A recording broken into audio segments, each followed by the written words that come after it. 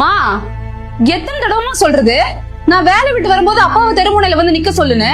2 தெரு தாண்டி வரதுக்கு எவ்வளவு பயப்படுறேன் தெரியுமா? என்னாச்சா? இதுக்கு என்ன காரணம் தெரியுமா?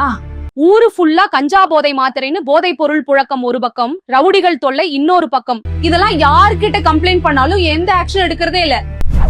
ஆனா இப்போ நிலைமையே மாறிடுச்சு. ஏன்னா நம்ம தேசிய ஜனநாயக கூட்டணி ஆட்சியில ஆபரேஷன் திரிஷூல், ஆபரேஷன் விடியல் போன்ற நடவடிக்கைகளால போதை பொருள் புழக்கம் ஒழிஞ்சிடுச்சு, ரவுடிசம் குறைஞ்சிடுச்சு. பெண்கள் எல்லோரும் நிம்மதியாவும் சந்தோஷமாவும் இருக்கும். பெண்களுக்கு பாதுகாப்பு தர வக்கில்லாத காங்கிரஸ் திமுக கூட்டணியை ஒழித்து கட்டுவோம். நாடு போற்றும் நல்லாட்சியை வழங்கி வரும் தேசிய ஜனநாயக கூட்டணியை ஆதரிப்போம். மக்களே, நல்லாட்சி தொடர, புதுவை மலர வாக்களிப்பீர் தேசிய ஜனநாயக கூட்டணிக்கு.